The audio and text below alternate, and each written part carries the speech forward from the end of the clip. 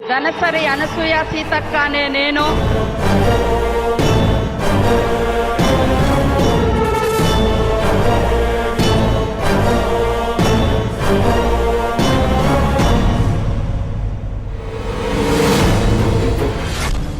ಹರ್ಷೋದ್ಗಾರ, ಸಂಭ್ರಮ, ಸಂತೋಷದ ಕೇಕೆ. ಪಂಚರಾಜ್ಯ ಚುನಾವಣೆಯಲ್ಲಿ ತೆಲಂಗಾಣದಲ್ಲಿ ಕಾಂಗ್ರೆಸ್ ಭರ್ಜರಿಯಾಗಿ ಗೆಲುವು ಪಡೆದು ನೂತನ ಸರ್ಕಾರ ರಚನೆ ಮಾಡಿದೆ. ಮೊಟ್ಟ ಮೊದಲ ಬಾರಿಗೆ ತೆಲಂಗಾಣದಲ್ಲಿ ಅಧಿಕಾರದ ಗದ್ದುಗೆ ಏರುವ ಮೂಲಕ ಕಾಂಗ್ರೆಸ್ ಹೊಸ ಕ್ರಾಂತಿಗೆ ನಾಂದಿ ಹಾಡಿದೆ. ನೂತನ ಮುಖ್ಯಮಂತ್ರಿಯಾಗಿ ರೇವಂತ್ ರೆಡ್ಡಿ ಪ್ರಮಾಣ ವಚನ ಸ್ವೀಕರಿಸಿದ್ರೆ, ಉಪಮುಖ್ಯಮಂತ್ರಿಯಾಗಿ ಬಟ್ಟಿ ವಿಕ್ರಮಾರ್ಕ ಪದಗ್ರಹಣ ಮಾಡಿದ್ರು. ಆದ್ರೆ ಇದೇ ವೇಳೆ ತೆಲಂಗಾಣ ಮತ್ತೊಂದು ಐತಿಹಾಸಿಕ ಕ್ಷಣಕ್ಕೆ ಸಾಕ್ಷಿಯಾಗಿದೆ. ಆ ಕ್ಷಣವೇ ಮಾಜಿ ನಕ್ಸಲ್ అనసూయ ಅಲಿಯಾಸ್ సీతక్క ప్రమాణ వచన.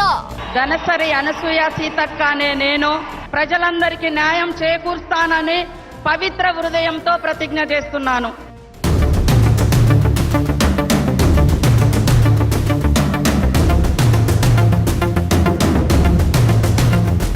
ಹೌದು, అనసూయ ಅಲಿಯಾಸ್ ಸೀತಕ್ಕ ಪ್ರಮಾಣ ವಚನ ಸ್ವೀಕರಿಸೋಕೆ ಬಂದಿದ್ದೇ ತಡ. ವೇದಿಕೆ ಮುಂಭಾಗದಲ್ಲಿ ನೆರೆದಿದ್ದ ಲಕ್ಷಾಂತರ ಜನ ಹರ್ಷೋದ್ಗಾರ ಮುಗಿಲು ಮುಟ್ಟಿತ್ತು. ಒಂದು ಕ್ಷಣ ಸ್ವತಃ ಸೀತಕ್ಕನೇ ಪ್ರಮಾಣ ವಚನ ಸ್ವೀಕರಿಸುವುದನ್ನ ಮರೆತು ಅಭಿಮಾನಕ್ಕೆ ಸೋತು ಬಿಟ್ರು.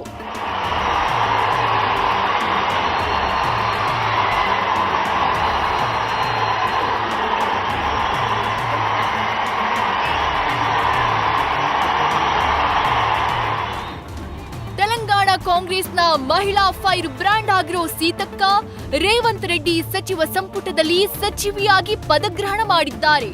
ಒಂದು ಕಾಲದಲ್ಲಿ ನಕ್ಸಲ್ ಆಗಿದ್ದ ಸೀತಕ್ಕ ಇಂದು ನೂತನ ಸಚಿವೆಯಾಗಿ ಅಧಿಕಾರದ ಗದ್ದುಗೆ ಏರಿದ್ದಾರೆ. ಸೀತಕ್ಕರನ್ನ ಪ್ರಮಾಣ ವಚನ ಸ್ವೀಕರಿಸಲು ಗವರ್ನರ್ ಕರೆದಿದ್ದೇ ತಡ. ಜನರ ಸಂಭ್ರಮಕ್ಕೆ ಪಾರವೇ ಇರಲಿಲ್ಲ.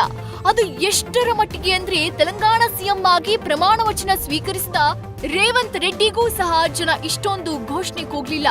ಆದ್ರೆ ಸೀತಕ್ಕನಿಗೆ ಜಯ ಘೋಷಗಳ ಜಿಂಕಾರವೇ ಮೊಳಗಿತು.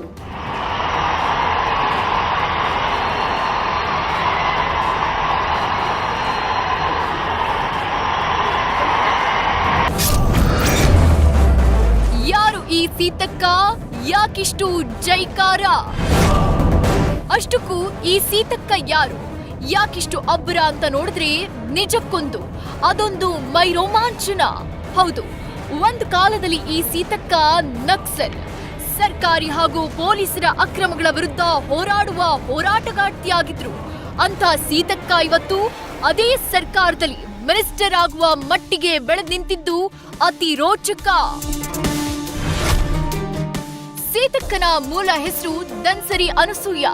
ವಾರಂಗಲ್ ಜಿಲ್ಲೆಯ ಮುಲುಗು ಮಂಡಳದ ಬುಡಕಟ್ಟು ಕುಟುಂಬದಲ್ಲಿ ಜನಿಸಿದ ಸೀತಕ್ಕ ಬಾಲ್ಯದಿಂದ ಹೋರಾಟದ ಕಿಚ್ಚು ಹೊತ್ತಿಸ್ಕೊಂಡು ಬೆಳೆದ್ರು. ಅನ್ಯಾಯ ಅಕ್ರಮವನ್ನ ಪ್ರಶ್ನಿಸುವ ಗುಣವನ್ನ ಬೆಳೆಸ್ಕೊಂಡಿದ್ರು. ಶಾಲೆಯಲ್ಲಿ ಅಂಥದ್ದೊಂದು ಸ್ವಭಾವ ರೂಢಿಸಿಕೊಂಡಿದ್ದ ಸೀತಕ್ಕಾಗಿ ತನ್ನ 14ನೇ ವಯಸ್ಸಿನಲ್ಲಿ ಹೋರಾಟ ಬದುಕಿಗೆ ಕಾಲಿಟ್ಟಿದ್ದು ದುರಂತ. ಹೌದು, ತನ್ನ ಸಹೋದರ ಸಾಂಬಯ್ಯನನ್ನ ಪೊಲೀಸರು ಕೊಂದ ಬಳಿಕ ಸೀತಕ್ಕ ನಕ್ಸಲಿಸಂ ಸೇರಿ ಹೋರಾಟದ ಬಾವುಟ ಹಿಡಿದ್ರು. ಶಸ್ತ್ರವನ್ನ ಹಿಡಿದು ಅನ್ಯಾಯವನ್ನ ಪ್ರಶ್ನಿಸೋ ಕೆಲಸವನ್ನ ಆರಂಭಿಸಿದ್ರು.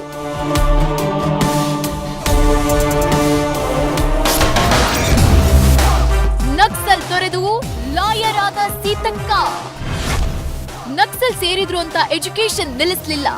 ಜೈಲ್ನಲ್ಲಿ ಇದ್ಕೊಂಡು SSLC ಮುಗಿಸಿದ್ರು. ನಂತರ ತಾನು ಪ್ರೀತಿ ಮಾಡ್ತಿದ್ದ ತನ್ನ ಸೋದರ ಮಾವ ಶ್ರೀರಾಮ್ನನ್ನ ಮದುವೆಯಾಗಿ ಒಂದು ಮಗುವಿಗೆ ತಾಯಿನೂ ಆದ್ರು. ಬಹಳಷ್ಟು ಕಾಲ ಹೋರಾಟ, ನ್ಯಾಯ ಅಂತ ಹೋರಾಡಿ ಸೀತಕ್ಕ ಕೊನೆಗೆ 1997ರಲ್ಲಿ ಶಸ್ತ್ರವನ್ನ ಕೆಳಗಿಳಿಸಿ ಶರಣಾಗತಿಯಾದ್ರು. ಆಮೇಲೆ ಜೈಲಿನಲ್ಲಿ ಇದ್ಕೊಂಡು ವಕೀಲೆ ಪದವಿ ಪಡೆದುಕೊಳ್ತಾರೆ. ಆ ನಂತರ ಜೈಲಿನಿಂದ ಹೊರಬಂದ ಸೀತಕ್ಕ ಸಮಾಜದ ಮುಖ್ಯ ವಾಹಿನಿಗೆ ಬಂದು ನ್ಯಾಯವಾದಿಯಾಗಿ ವೃತ್ತಿ ಮುಂದುವರಿಸಿದ್ರು. ಇಲ್ಲಿಂದ ಸಮಾಜದಲ್ಲಿ ಸೀತಕ್ಕ ಮತ್ತೊಂದು ಅಧ್ಯಾಯವನ್ನ ಆರಂಭಿಸ್ಬಿಟ್ರು. ಚಂದ್ರಬಾಬು ನಾಯ್ಡು ಸಾರಥ್ಯದಲ್ಲಿ ಟಿಡಿಪಿ ಸೇರಿದ್ದ ಸೀತಕ್ಕ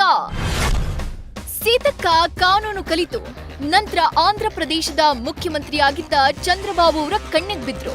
ನಾಯ್ಡು ಸಾರಥ್ಯದಲ್ಲಿ ತೆಲುಗು ದೇಶಂ ಪಕ್ಷಕ್ಕೆ ಸೇರಿದ ಸೀತಕ್ಕ 2004ರಲ್ಲಿ ಮುಲುಗು ಕ್ಷೇತ್ರದಿಂದ ಶಾಸಕರಾಗಿ ಸ್ಪರ್ಧೆ ಮಾಡಿ ಸೋತ್ರು. 2009ರಲ್ಲಿ ಮತ್ತೆ ಟಿಡಿಪಿಯಿಂದ ಸ್ಪರ್ಧಿಸಿ ಗೆದ್ರು.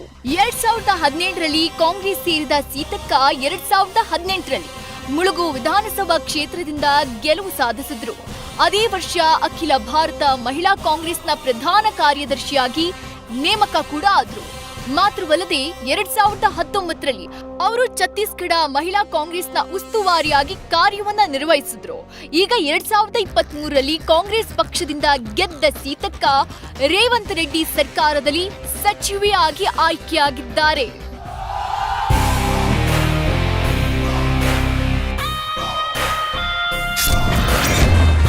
ಕೊರೋನಾ ಸಂಕಷ್ಟದಲ್ಲಿ ಜನಪರ ನಿಂತ ಸೀತಕ್ಕ.